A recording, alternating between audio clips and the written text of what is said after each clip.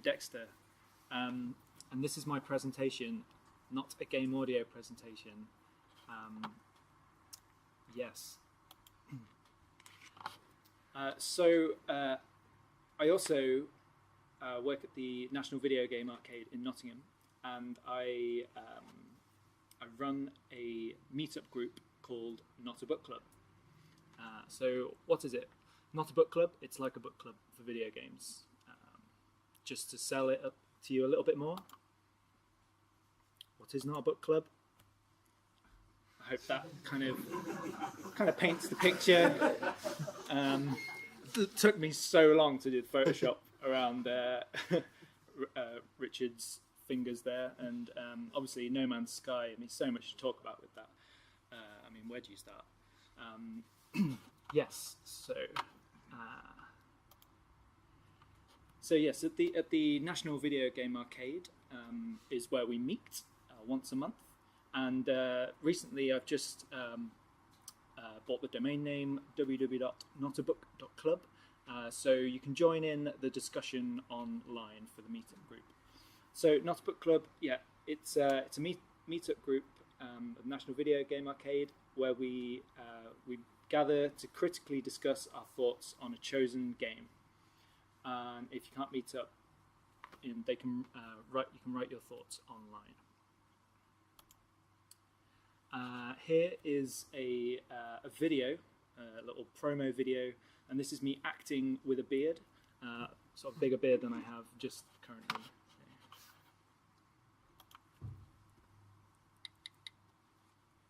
Is there any sound? If you hold volume, it should go. You get to PC. Yes. Yeah, there you go. Okay. We'll start again because it's really important that you hear the Someone's start. going to blow everyone away. Just play. Oh, hi there. Is this the book club? Because I bought George Orwell's 1984 and I think it's a classic. How about Stephen King's Misery? You see, I was reading this last night and I just nearly teared up because this is just fantastic writing. Who's on next? I'm sorry, it's not a book club. No, this is a book club. Don't take this off. It's not a book club. What? Sorry. It's like a book club. For video games. I've never read Sonic before.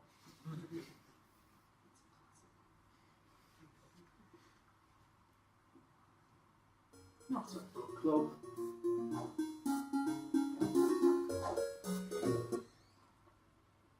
Book club, mate.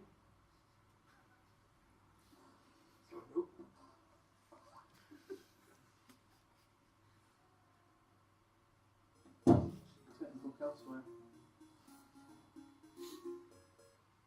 So yeah.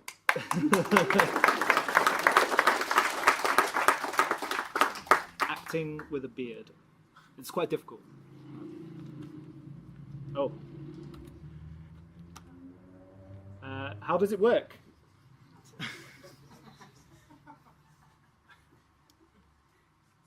This isn't actually, CCTV footage of our Not a Book Club meetup, but but I did want to stress a few points, which is first rule of Not a Book Club: be respectful of other people's thoughts and opinions. Second rule of Not a Book Club: be respectful of other people's thoughts and opinions. And so here's a picture of our first meetup. Very modest size. There's 5 of us. Obviously, that's including me. So yeah, that's 4 people who came along, which is good. It was nice and intimate. And the first game that we did was Machinarium, point and click kind of adventure game. I'll talk a little bit more about that in a bit. But it was nice. We had the if you can see my mouse, where is it? There we go. This chap here, he runs the East Midlands Nintendo community, so it was really great to have him come along and have his thoughts. This chap here, I think he used to be an MMA fighter. He's a bodybuilder, but he's a gamer. He came along, and the chap, you can't see his face, you see the back of his head. He's a developer, and this lady here, she's a gamer, and yeah, it was really nice, varied conversation, and I was really pleased how it went for the first meetup. A really good conversation about the game.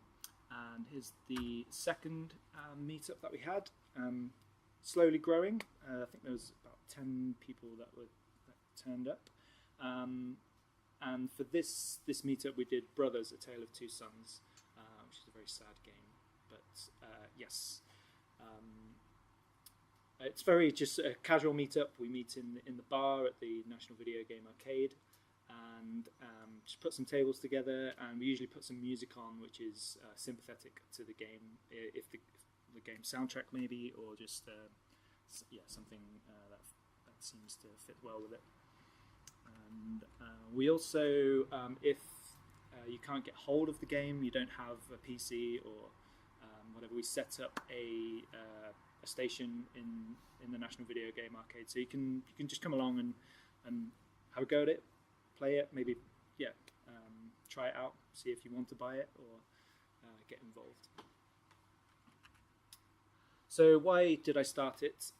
It was kind of a selfish reason. I just wanted to discuss the concepts behind the games myself, and usually the games that we've done, have chosen to do, are games I've really enjoyed playing or just wanted to play. And you'll notice actually here that I've in bold I've highlighted the sound. I thought, I know I said it's not a game audio presentation, but we'll talk a little bit about game audio in a bit, I promise. Yeah, so I've kind of been, for a selfish reason, choosing the games that I wanted to talk about, but looking to maybe start some polls and get people to vote on games that they want to do. Yeah, it's been really good experience for me, sort of getting used to talking with other people and sort of guiding a conversation around a game, and I've actually think I've gotten pretty good at making sure everyone gets a chance to voice their own opinion.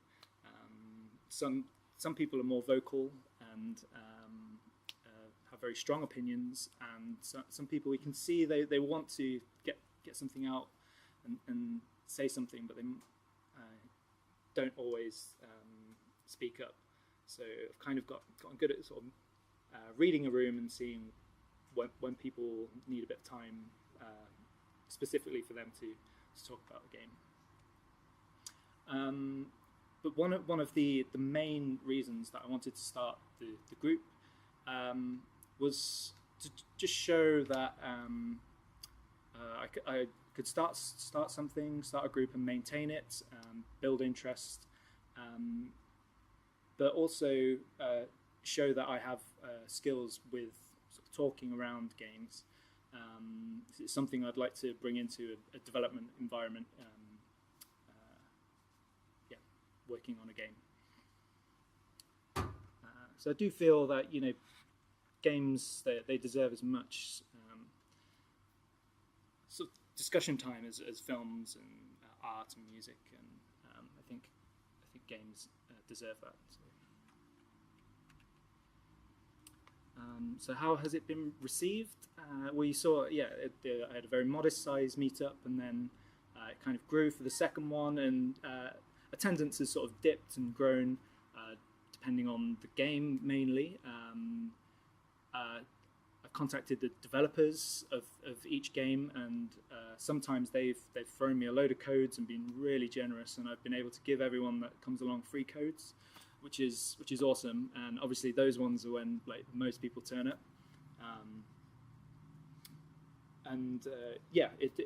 It's been there's been core people who come along regularly attend, which is great. But yeah, as I was saying, there's been there's a developer at the first meetup, and then there was a couple more developers, and I'd say the people that generally attend are interested in games development in some way.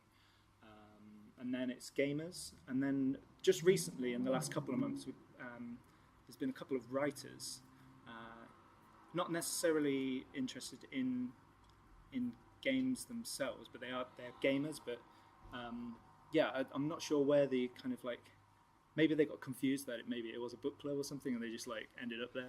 I don't know, but it's kind of interesting, kind of people who turn up. So they are obviously interested in games, but they maybe found it interesting that we're talking about them. So yes, and the kind of conversations, all the conversations, the best conversations. The thing that I found most interesting about starting the group and is people tend to turn up, and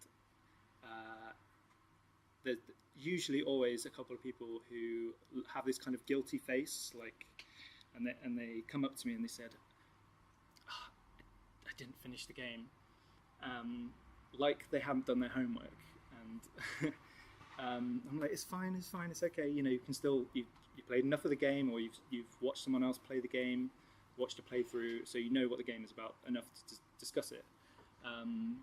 But yeah, I think that I didn't quite realise that when starting it, just having that month to play the game and then discuss it does sort of focus, it's sort of a focused time, there's a deadline to play the game, but I didn't quite realise it would put sort of a bit of fear or guilt into people who were like a day before cramming in, trying to finish the game. Yeah, it's good.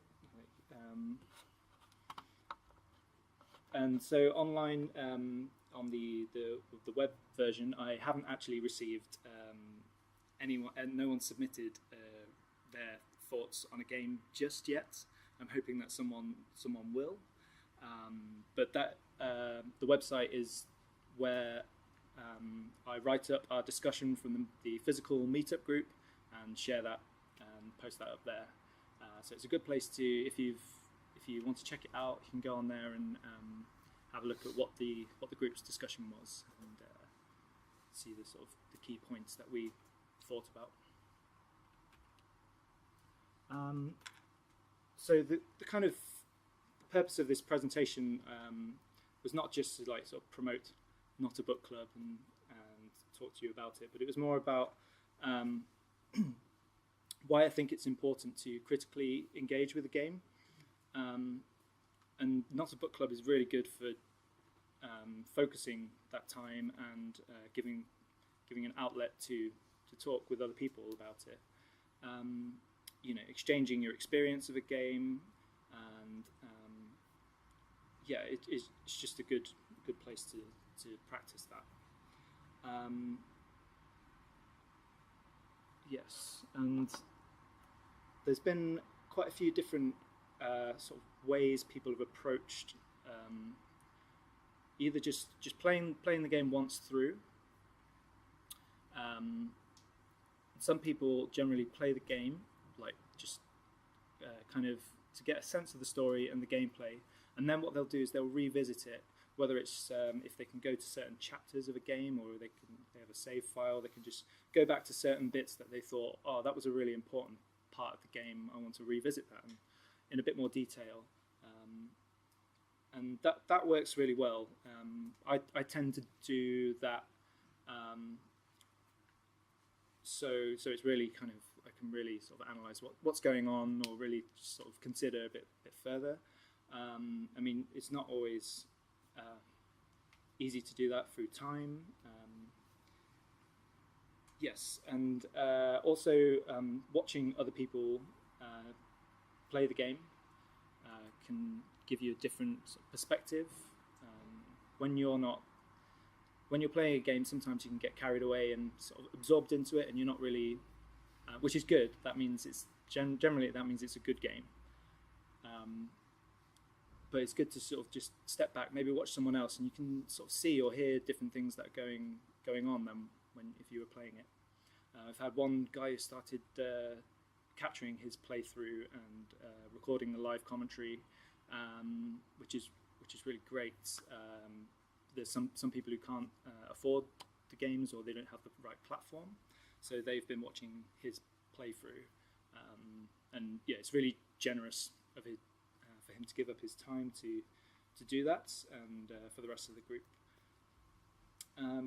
One thing that I think is a must is if you want to play a game and sort of think critically about it, is to make notes as you play. But it's not actually that easy to do. Obviously, if you're trying to take down some kind of giant metal dinosaur in a horizon, then you're not going to like write notes as you're doing that. I mean, if you can do that, well, you're pretty good at the game. But so what I tend to do is play for an hour, and then just sort of like, if something sort of triggered that was like, oh, that was quite interesting, then just take a bit of time out and write some notes.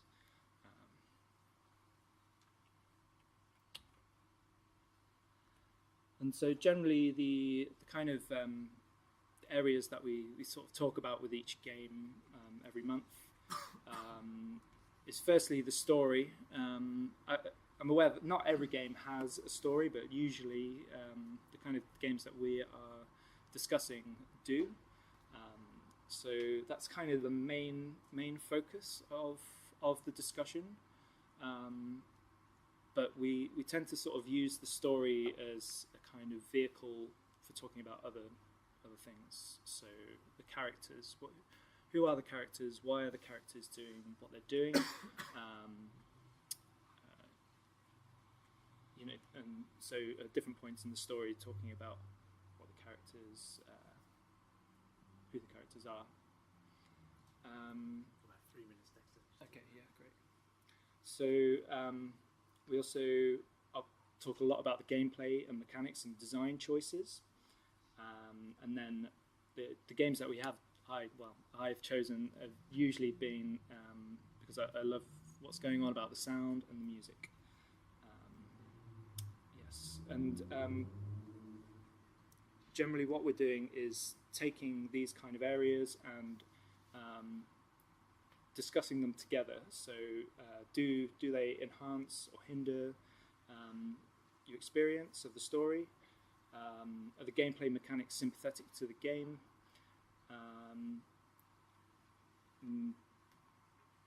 Does the sound and music fit well with the art style? Okay. I think it's really important to talk a good game.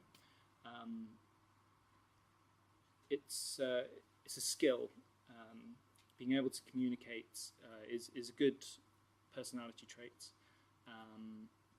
and then practicing this analytical study of games is good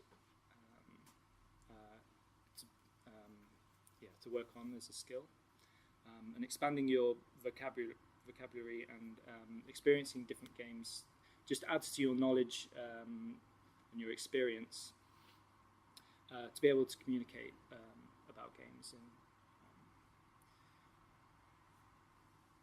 yes.